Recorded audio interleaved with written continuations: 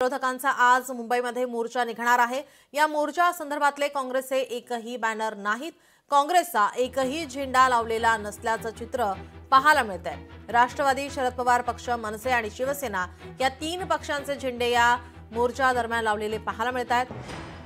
मात्र काँग्रेसचा एकही फलक किंवा एकही झेंडा येथे लावण्यात आलेला नाही। त्यामुळे काँग्रेस आणि महाविकास आघाडीमध्ये काही बिघाड झालाय का हे बघणं या मोर्चाच्या निमित्ताने आता महत्त्वाचं ठरणार आहे। विरोधकांचा आज मुंबईमध्ये मोर्चा निघणार आहे। मात्र मोर्चा संदर्भातले काँग्रेसचे एकही बॅनर या ठिकाणी दिसत नाहीयेत, काँग्रेसचा एकही झेंडा लावलेला नसल्याचं चित्र आहे। आपल्या प्रतिनिधी भाग्यश्री प्रधान आचार्य आपल्यासोबत जोडलेले आहेत। भाग्यश्री, विरोधकांचा मविया आणि मनसेचा या ठिकाणी आज मोर्चा निघणार आहे। मात्र या ठिकाणी आपण जर पाहिलं तर मनसे किंवा काँग्रेस किंवा शरद पवार पक्ष, राष्ट्रवादी आणि शिवसेना, उद्धव बाळासाहेब ठाकरे यांच्या पक्षाचे या ठिकाणी फलक आणि बॅनर पाहायला मिळतात। मात्र काँग्रेसचा एकही झेंडा या ठिकाणी लावलेला नसल्याचं चित्र आहे। काय एकंदरीतच माहिती? नक्कीच नेमका काँग्रेसला झालंय काय, महाविकास आघाडीमध्ये ते आहेत की नाही, या निमित्ताने असा प्रश्न उपस्थित केला तर काही वावगं ठरणार नाही। याचं कारण मी आता संपूर्ण जो रूट आहे त्या रूटवरनं एक सफर केली। या सफरमध्ये मी बघितलं की पूर्ण रस्त्यावर काँग्रेसचे फलक देखील लावलेले नाही आहेत, एक झेंडाही लावलेला नाही आहे। इतकंच नव्हे तर हर्षवर्धन सपकाळ तर बिहारच्या निवडणुकांचं कारण देत येणार नाही आहेत, वर्षा गायकवाड देखील सामील होणार नसल्याची माहिती आहे। मात्र याआधी देखील आपण बघितलंय की काँग्रेसचे नेते मनसेवर देखील नाराज होते, त्यामुळे मनसे जर बरोबर येत असेल तर आम्ही बरोबर महापालिका निवडणुकांमध्ये येऊ की नाही याचा विचार करतोय, अशा पद्धतीचं वक्तव्य देखील त्यांनी केलं। आणि ते वक्तव्य नंतर फिरवण्यासाठी त्यांनी सांगितलं की स्थानिक पातळीवर हे निर्णय होतील।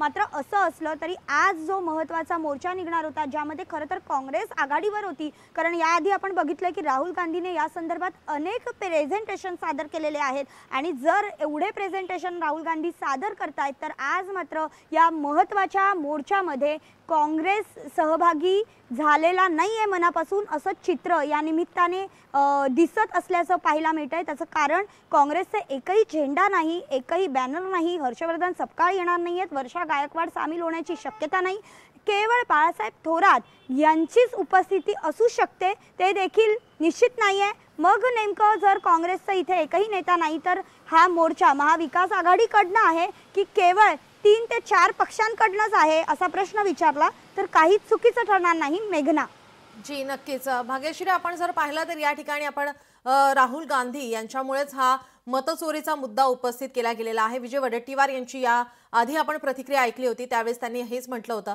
की राहुल गांधी यांनी हा मुद्दा उपस्थित केल्यानंतर सर्वच पक्षांना, सर्वच विरोधी पक्षांना हे मान्य झालेलं आहे की कुठेतरी मतचोरी झालेली आहे आणि सत्ता या ठिकाणी आता या ठिकाणी उभी राहिलेली आहे। मात्र याचा विरोध म्हणून, निवडणूक आयोगाचा विरोध म्हणून या ठिकाणी आता मविया आणि मनसे एकत्रित या ठिकाणी मोर्चा काढत असताना विजय वडेट्टीवार यांच्याकडून मात्र या मोर्चासाठी पाठिंबा दिला जातोय, ते या मोर्चामध्ये सहभागी होणार असल्याची माहिती आहे। मात्र हर्षवर्धन सपकाळ हे उपस्थित राहणार नाहीत, कारण ते बिहार दौऱ्यावर आहेत। वर्षा गायकवाड यांचं या मोर्चामध्ये सहभागी न होण्याचं कारण काय, त्या संदर्भात काय माहिती आहे? वर्षा गायकवाड या पहिल्या दिवसापासूनच निवडणूक आयोगाकडे ज्या वेळेला गेले त्या दिवसापासूनच आपण जर बघितलं तर फार काही इच्छुक वाटलेल्या नाहीत। मुळात त्यांच्याशी ज्यावेळी आपण बातचीत केली होती त्यावेळेला त्यांनी सरळ सांगितलेलं की आम्ही संविधानाला मानतो, आम्ही लोकशाहीला मानतो, जे पक्ष संविधानाला आणि लोकशाहीला मानत नाहीत त्यांच्याबरोबर जायचं की नाही या संदर्भात आम्ही साशंक आहोत, अशी प्रतिक्रिया देखील त्यांनी ऐन दिवाळीमध्ये दिलेली पाहायला मिळाली होती।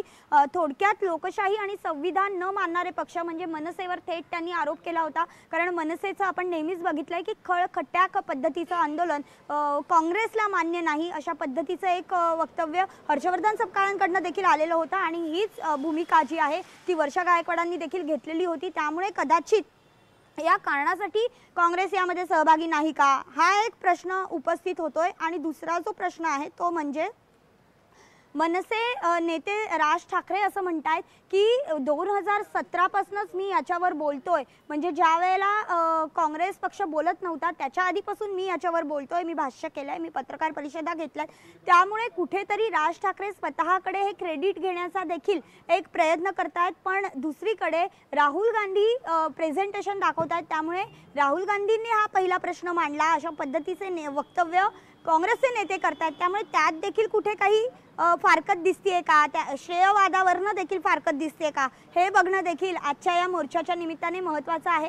मात्र असं असलं तरी आज किती कार्यकर्ते येणार आणि किती काँग्रेसचे कार्यकर्ते त्यामध्ये सहभागी असणार, नेते मंडळींपैकी तर बाळासाहेब थोरात आणि विजय वडेट्टीवार सहभागी असल्याची शक्यता आहे. मात्र कार्यकर्ते किती सहभागी होतील काँग्रेसचे ते बघणं देखील तितकंच महत्त्वाचं आहे. आणि जर काँग्रेसचे कार्यकर्ते मोठ्या प्रमाणात सहभागी झाले तर हा मोर्चा यशस्वी झाला असं आपण म्हणू शकतो.